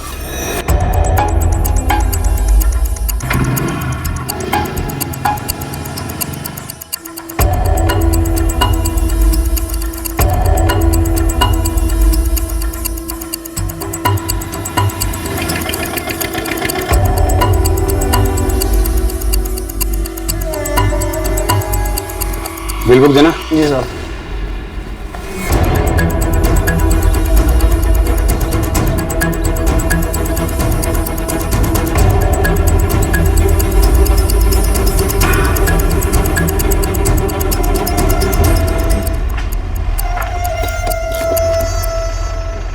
सर सुधीर पटेल का पता चल गया, यहीं गुंजलगढ़ में जोहरी की दुकान चलाता है। हमारे आदमी उस पर नजर रखें। उठा लो उसे। सर ये तो गीता लगती है। लगती नहीं, गीता ही है। और 11 जून 2016 को 4 महीने पहले तुम्हारी इससे बात हुई थी और उसके बाद 4 बार बात हुई। हाँ साहब, बात तो हुई थी, पर माजरा क्या है साहब? गीता ठीक तो है? गीता मर चुकी है। क्या? गीता दैया और उसके पति जयकिशन दैया दोनों का कत्ल हो चुका है। क्या हो गया ये सब गीता के साथ? ये पर आप लोग मुझे क्यों उठा के लाए यहाँ पे? तुम गीता को कैसे जानते हो?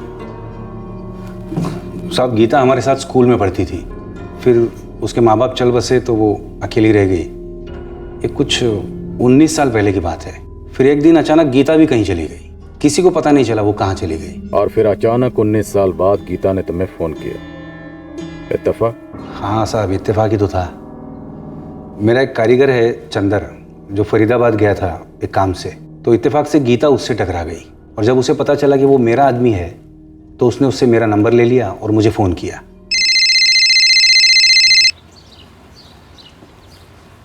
Hello hello, Sudhir Patel? हाँ सुधीर बोल रहा हूँ। आप कौन बोल रहे हैं मैडम? मैं गीता।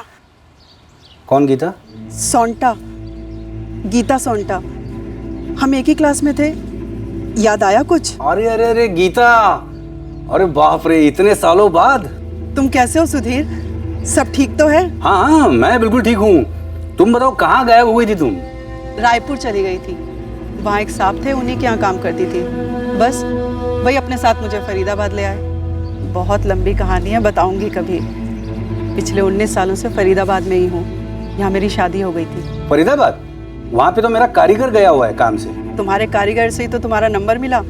वो बाजार में किसी से बात कर रहा था, उसने गोंजिलगढ़ का नाम दिया। मैंने जैसे ही अपने गांव का नाम सुना, तुरंत उससे बात की, तो उससे पता चला वो तो तुम्हारे वहाँ काम करता है। मैंने उससे तुम्हारा नंबर लिया और तुरंत फ़ोन घुमा दिया। इतने सालों बाद अपने गांव के किसी से बात कर रही हूँ। सुधीर, मनोहर और अजीत कैसे हैं? गांव में ही है या? हाँ सब यही है। दोनों का नंबर दो ना मुझे। फिर उसके बाद 2-3 बार मेरी बात हुई थी गीता से। मैंने एक ही बार कॉल किया था, वो मनोहर और अजीत का नंबर देने के लिए। ये मनोहर सोंटा गीता का दूर का रिश्तेदार है, आप कज़िन कह सकते हैं उसे। और अजीत वर्मा हमारे साथ स्कूल में था, हम सब दोस्त थे। ये अजीत वर्मा, ये गीता का नाम सुन के ही गायब हो गया और मनोहर सोंटा ने अपना फ़ोन स्विच ऑफ करके रखा। क्यों? मैं क्या जानूँ साहब। वैसे मनोहर मुझे दिखा था साहब 2 हफ्ते पहले मार्केट में, मेरी बात भी हुई थी उससे। और अजीत से? क्या अजीत की तरह तू भी मिला नक्सलियों के साथ? छोटा मोटा व्यापारी हूँ मालिक। देखिए झूठ नहीं बोलूँगा, हर व्यापारी की तरह मैं भी हफ्ता भरता हूँ नक्सलियों को। आप जानते हैं क्या कैसे होता है, पर इससे आगे मेरा उनसे कोई संबंध नहीं है। ये अजीत वर्मा और मनोहर सोंटा ये गए थे फरीदाबाद? इतना पता है, मनोहर गया था गीता से मिलने। उसके बाद अगस्त में उसकी बेटी की शादी हुई, बहुत धूमधाम से की थी उसने अपनी बेटी की शादी। 2 सेट जेवरात बनवाए थे उसने मेरे यहाँ से।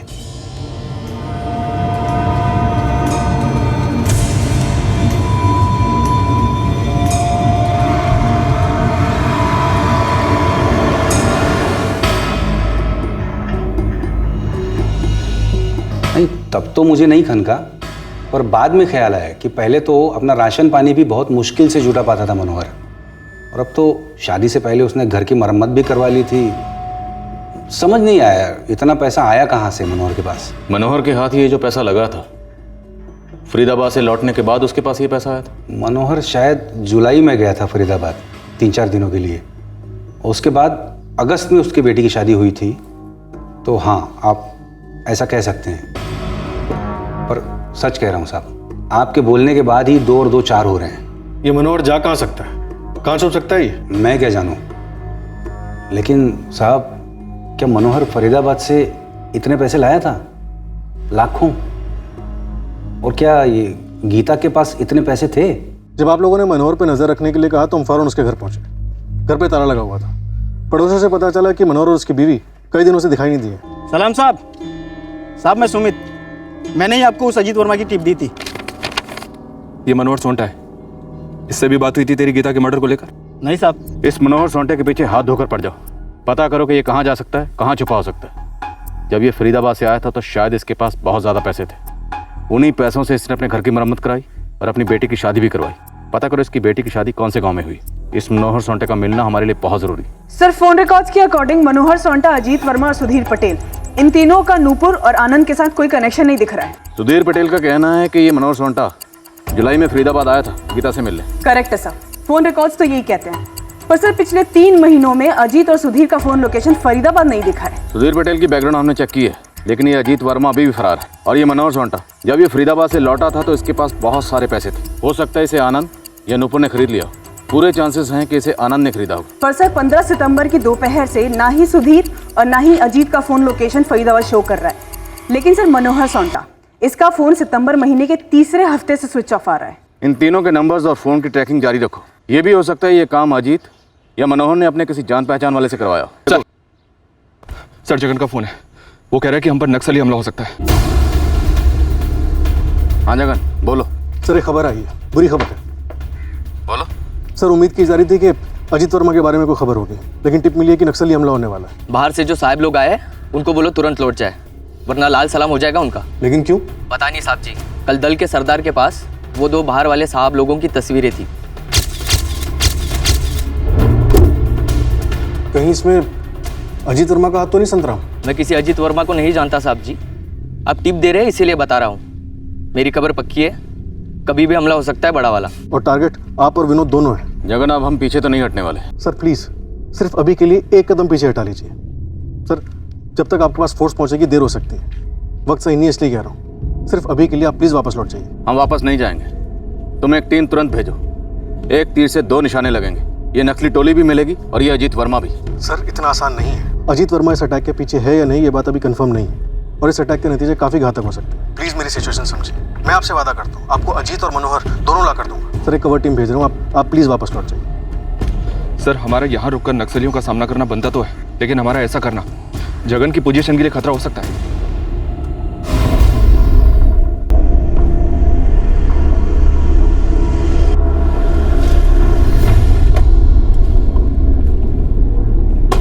हम लौटे तो खाली हाथ थे, पर एक चीज पक्का समझ आ गई थी कि इस डबल मर्डर केस का गीता के गांव गोंजिलगढ़ के साथ जरूर कोई ना कोई ताल्लुक था, जो वो 19 साल पहले छोड़ आई थी।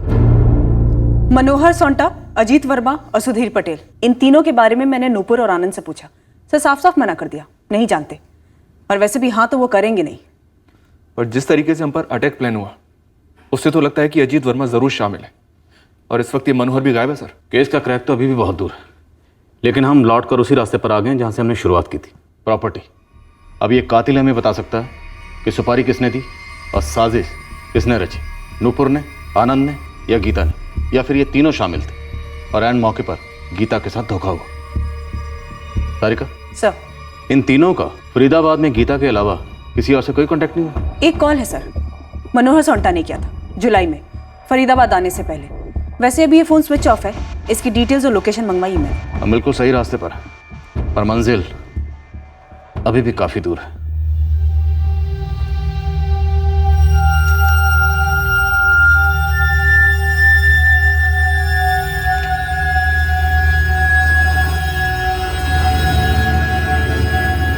सुनिए, आप एक बार नुपुर से बात तो कीजिए। अभी तक आप ही सब कुछ संभालते आए हैं। नुपुर को आपकी मदद की जरूरत तो पड़ेगी ही, वो अकेली ये सब नहीं संभाल पाएगी। आधी से ज्यादा जिंदगी बीत गई चाचा चाची को झेलने में, अब इस नुपुर को भी झेलूं? मैं नहीं जाने वाला उसके पास।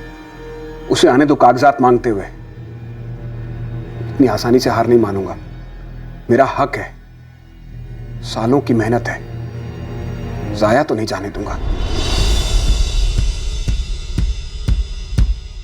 लंबे अरसे तक न मनोहर सोंटा हाथ लगा और न ही अजीत वर्मा। ऐसा लगने लगा था कि हम इन दोनों तक कभी पहुंच ही नहीं पाएंगे, पर बहुत जल्द इस केस में हलचल होती दिखाई दी।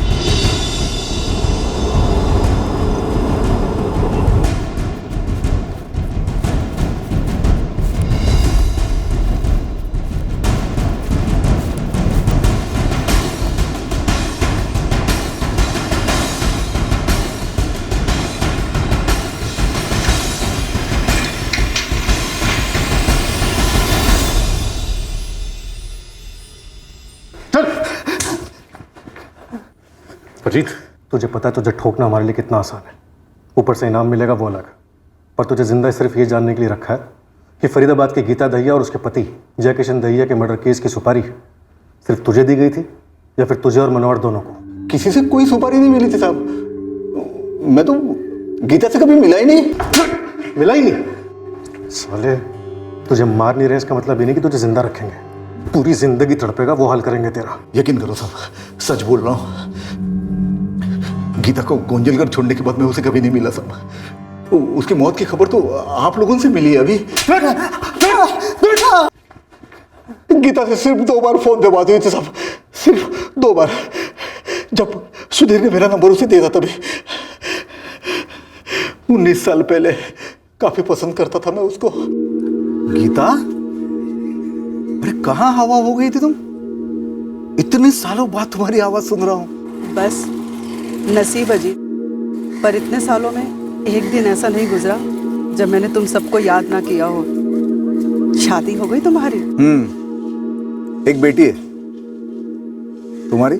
शादी के लालच में तो इतनी दूर आई थी यहाँ फरीदाबाद। एक बेटा भी था, सुभाष, पर अब नहीं रहा। क्या हुआ? उसे उसकी सौतेली बड़ी बहन के लालच ने मार डाला अजीत। पता नहीं मुझे आके क्या मिला। एक सुरक्षित जिंदगी के लिए मैंने बिना शादी के बच्चा करने से इनकार कर दिया। बस एक यही शर्त थी, मेरी शादी हो, परिवार हो, इसलिए तो शादी की थी। खैर, तू ठीक तो है ना? बस गुजारा हो जाता है। कभी ऐसा लगता है जैसे सब कुछ होने के बावजूद कुछ भी नहीं है। मेरी भी हालत कुछ ऐसी है गीता। कहने को तो एक मोबाइल की दुकान लगा रखी है, लेकिन मुनाफा ना के बराबर है। मेरी मनोहर से बात हुई थी। मैंने उससे कहा था हो सके तो मिलने फरीदाबाद आ जाना। तुम आओगे कभी? दुकान किसी के भरोसे नहीं छोड़ सकता ना, लेकिन हम बात करेंगे। ऐसे ही 2 बार बात हुई थी गीता से। फिर गीता का नाम सुनते भाग क्यों खड़ा हुआ था? वो तो मैं डर गया था साहब कि फरीदाबाद की पुलिस मुझे क्यों पूछ रही है, वो भी गीता के बारे में। गीता मर गई है तो आपसे मुझे पता चला। अभी वो आया था ना खबरी, उसको भी मैंने कुछ पूछा नहीं था। मैं डर गया था साहब, इसलिए मैं भाग गया। और भागकर तूने अपने नक्सली आकाओं से बोल दिया कि फरीदाबाद पुलिस पर धावा बोल रहे हैं। वो तो नक्सलियों को ही लगा था कि आप लोग पूरी फौज लेके जंगल में घुसेंगे। वो भी होगा, बहुत जल्दी होगा। पर फिलहाल तो ये बता कि गीता और जय किशन डबल मर्डर केस में तेरा क्या हाथ है? सच बोला हूँ साहब, मैं कुछ नहीं जानता। एक मौका और दे रहा हूँ, सोच ले। साहब, वो मनोहर गया था गीता से मिलने के लिए। वो तो उसके रिश्ते में भी लगता है। वो हम जानते हैं, आगे बोल। आने के बाद बहुत पैसा खर्च कर रहा था साहब, तो कहीं उसने तो नहीं। तो कुछ नया नहीं बोल रहा है? इससे आगे कुछ नहीं जानता साहब। विष्णु, एक एक हड्डी, एक एक पसली प्यार से कूटना। साहब सच बोल रहा हूँ साहब, साहब यकीन करो मेरा साहब, इससे आगे कुछ नहीं जानता साहब। साहब विनोद, इस अजीत वर्मा की इतनी फील्डिंग की हमने, और जब हाथ लगा तो इसे कुछ नहीं मालूम। ऐसा कैसे हो सकता है जगन? बुलवाओ साले से। कल शाम से इसकी कुटाई हो रही है, अभी भी चल रही है। अगर ये डबल मर्डर केस में इन्वॉल्व होता तो अब तक पक्का टूट चुका होता। वैसे मनोहर को भी ढूंढ रहे हैं, उम्मीद करते हैं जल्दी हमारी हिरासत में होगा। फिर अंधी गली सर। अंधेरे में ही सही, पर हम आगे तो बढ़े। अभी तक हम गीता के बैकग्राउंड से यही पता लगा पा रहे थे कि गीता अपने गांव के लोगों को बहुत मिस कर रही है। पर यह केस आखिर है क्या? यहां पर हर सुराग अंधी गली में जाकर दम तोड़ रहा है। अब नए सुराग सर उठाने लगे, फरीदाबाद से तो गोंजलगढ़ से भी। हाँ जगत सर, अच्छी खबर है, मनोहर को धर लिया गया उसी के घर से। क्या हुआ साहब? साहब मैंने क्या किया है? साहब क्यों ले जा रहे हो मुझे पकड़ के? ये तो वाकई अच्छी खबर। हम अभी निकल रहे हैं।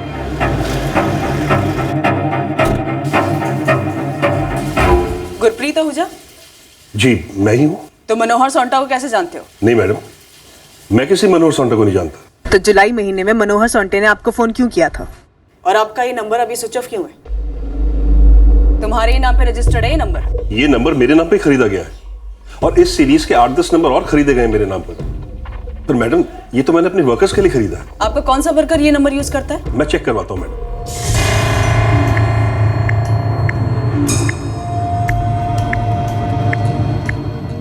ये तो राहुल दामोर का नंबर है गुरप्रीत जी, जो कई दिनों से बंद है। कब से? ये तो चेक करना पड़ेगा मैडम। राहुल ने जब से फ़ोन बंद किया है तब से वो ड्यूटी पर भी नहीं आया है, और उसकी कोई खबर भी नहीं है मैडम। इस राहुल दामोर का पूरा एड्रेस, उसका कोई दूसरा नंबर और तस्वीर, जो जो डिटेल्स है मुझे सब चाहिए तुरंत। इस केस की जड़ तक पहुंचने का रास्ता काफ़ी घुमावदार साबित हुआ। हमें इस रास्ते ने फिर एक बार गोंजिलगढ़ पहुंचा दिया और यहीं हमें मिलने वाला था फरीदाबाद के डबल मर्डर केस का सच। साहब, गीता मेरी दूर की रिश्तेदार थी, मेरी बहन थी। मुझे भी यकीन नहीं हो रहा है कि वो मारी गई है। हमें भी यकीन नहीं हो रहा कि तुझे पता ही नहीं कि गीता मर गई, क्योंकि तूने खुद उसे मरवाया। नहीं साहब, नहीं। और उसके बाद अपना फ़ोन स्विच ऑफ करके गोंजिलगढ़ से गायब हो गया। ये सच नहीं है साहब। साहब, वो बगल वाले गांव में फैक्ट्री लग रही है, वहाँ मुझे 2 महीने के लिए काम मिल गया था, इसलिए चला गया था साहब। और रही बात फ़ोन की, तो मैंने साहब को बताया साहब कि वो मुझे सस्ता सिम मिल रहा था, तो मैंने वो सिम लेके फ़ोन में डाल दिया और वो बंद रखा। सच बोल दे मनोहर। साहब, मैं ऐसा क्यों करूँगा? अगर मुझे यही करना होता तो मैं अपने घर वापस क्यों लौट के आता? मेरा आधार कार्ड छूट गया था, मैं वही लेने आया था, तो साहब ने पकड़ लिया मुझे। तो अब आ गया ना पकड़ में? अब सच उगलते, किसने सुपारी दी थी? साहब इतना घिनौना इल्जाम मेरे पर मत लगाइए। मैं गीता को क्यों मारूंगा? साहब, उसने मेरी ऐसी मदद की कि कोई सगी बहन भी नहीं कर सकती है। मेरी बेटी की शादी हो गई, मेरे घर की मरम्मत हो गई। मैं तो मिलने गया था साहब।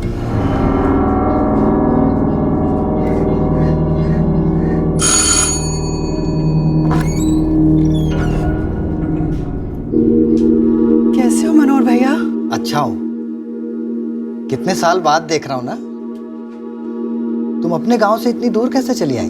बस किस्मत ले आई भैया, आप सबकी बहुत याद आती थी। कितनी बार गीता ने फोन से कहा कि फरीदाबाद मुझसे मिलने आ जाओ।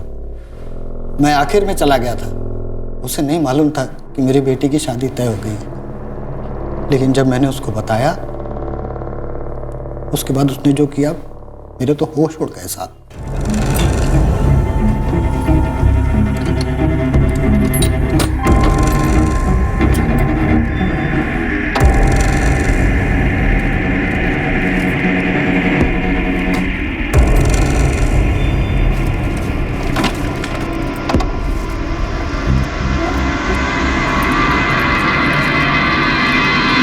ये अपनी अंजलि की शादी के लिए।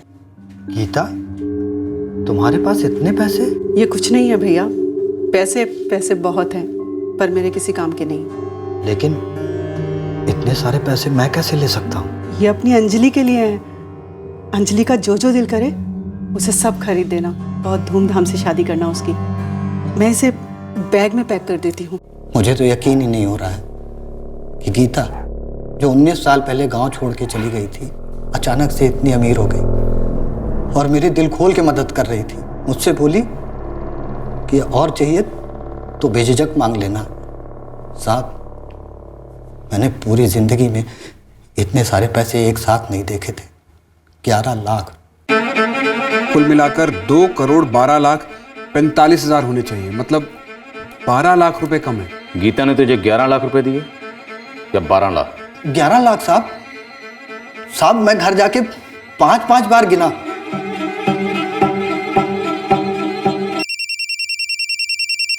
हाँ बोलो सारिका। सर, ये राहुल दामोर 16 सितंबर की सुबह को फरीदाबाद छोड़कर कहीं चला गया। उसके रूममेट से बात की तो पता चला 15 सितंबर की रात को वो कुछ 2 किलो चिकन लेके आया था और उसने सबको पार्टी दी थी। और जो सेलफोन वो यूज कर रहा था, उस सेलफोन की लोकेशन 15 सितंबर की दोपहर को पालमगंज सेल टावर के रेंज में थी। और सर, उसी रेंज में जयकिशन दहिया का घर आता है। तब तो इसमें कोई डाउट ही नहीं सारिका, ये राहुल दामोर ही हमारा टारगेट है। कौन है ये राहुल दामोर? वो फरीदाबाद से मिसिंग है और तुम उसके टच में थे। सर, ये राहुल दामोर एग्जैक्टली 16 सितंबर को ही गायब हुआ। इसका सेलफोन लोकेशन भी क्राइम सीन वाला ही शो कर रहा है।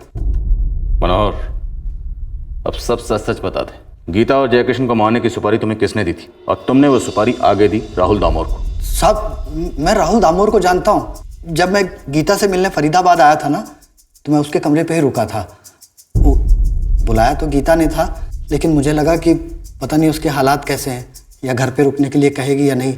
जिस दिन तुम गीता से मिलने गए थे, इस राहुल दामोर को तुम अपने साथ लेकर गए थे? हाँ साहब, राहुल दामोर को मैं साथ ले गया था, क्योंकि मैं फरीदाबाद में नया था और वो फरीदाबाद में बहुत समय से रह रहा था।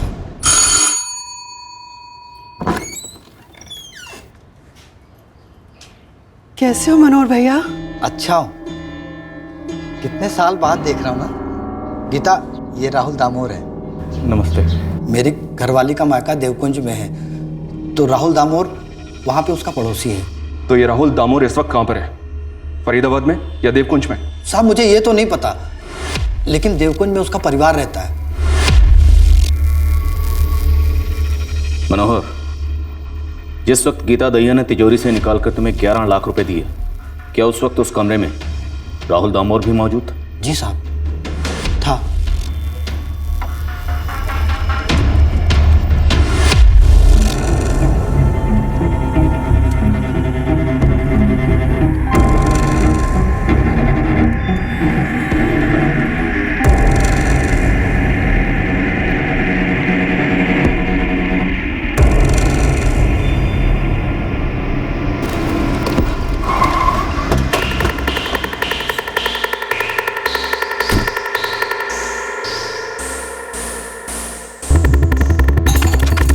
हमें देखते ही जब राहुल दामोर भाग खड़ा हुआ, हम जान गए कि हमें हमारा टारगेट मिल गया। अब सवाल ये था कि क्या ये असली टारगेट था या महज किराए का टट्टू?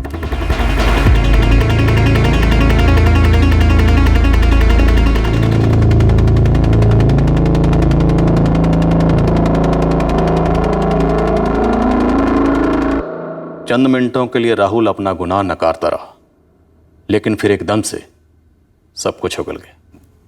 मुझे बुरा लगा जो मैंने किया, नहीं करना चाहिए था। तुमने जो किया, क्यों किया, कैसे किया और किसके कहने पर किया? मनोहर भैया के मिलवाने के बाद मैं गीता दीदी घर अक्सर जाया करता था। वहाँ नाश्ता पानी होता और गीता दीदी मुझसे बहुत प्यार से बात करती थी। एक बात वो मुझसे बार बार पूछती थी कि क्या गांव में कोई लड़का है गोद लेने के लिए।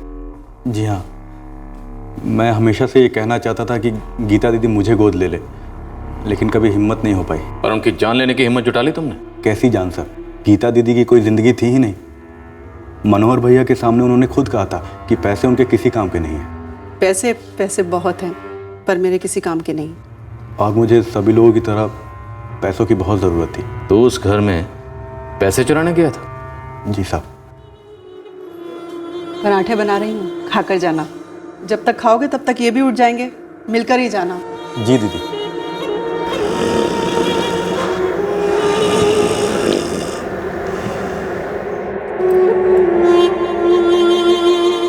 मैंने घर वालों को बोल कर रखा है दीदी, एक प्यारा सा 12-13 साल का कोई लड़का हो तो बताए। मैं तो मनोहर भैया को भी बोलने वाली हूँ, गरीब से गरीब होगा तो भी चलेगा, बस उसके माँ बाप राजी हो, मैं गोद ले लूँगी।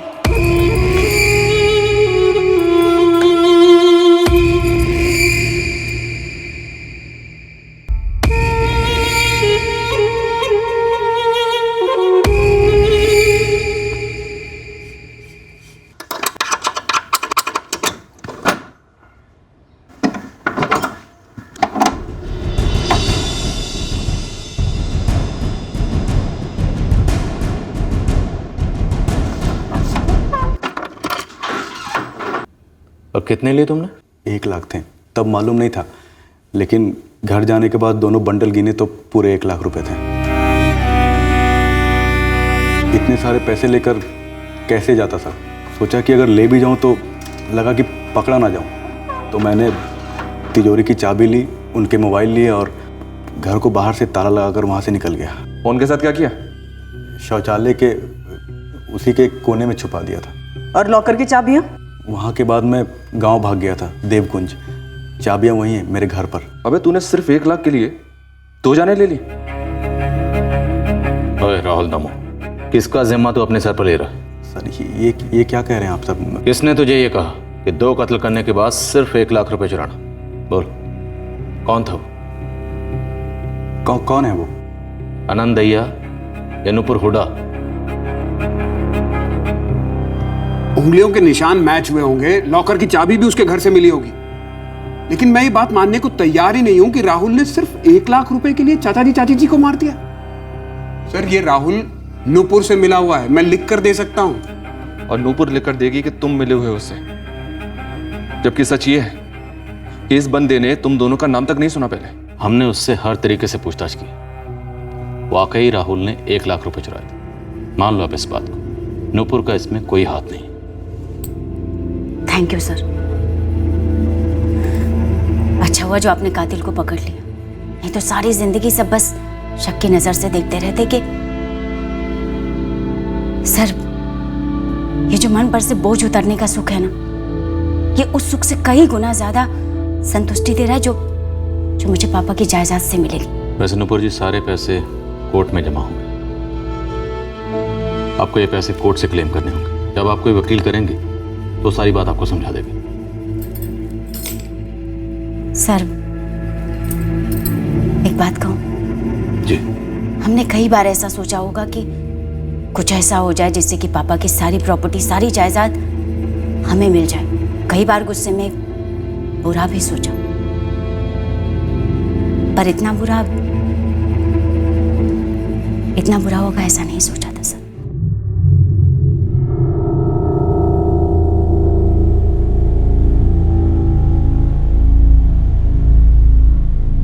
जयकिशन दहिया और गीता दहिया को जानने वाले सभी लोग बुरी तरह से चौंक गए जब उन्हें हत्या के कारण का पता चला।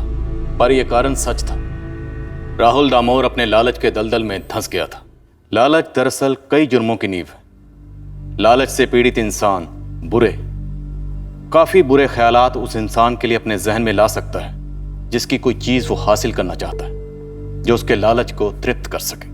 पर ऐसे ख्यालात को अंजाम देकर कुछ हासिल करके कोई इंसान वाकई में तृप्त हो सकता है? आसान सवाल नहीं है ये, क्योंकि ये बड़ी जाहिर सी बात लगेगी कि जिस इंसान के पास पैसे नहीं हैं उसे पैसे का लालच होता है और पैसे मिलने से उसका लालच तृप्त हो जाता है। और जिस इंसान के पास पैसे हैं उसे और पैसे चाहिए होते हैं, उसे अपने पैसे को बचाने का लालच होता है। किसी ने सही कहा है, ये पैसा ही है जो दुनिया को गोल घुमाता है, पर पैसे का गुलाम बनना घातक साबित हो सकता है। हम सबको पैसों के लिए कुछ गलत करना तो दूर, गलत करने के ख्याल को भी अपने जहन में नहीं लाना चाहिए।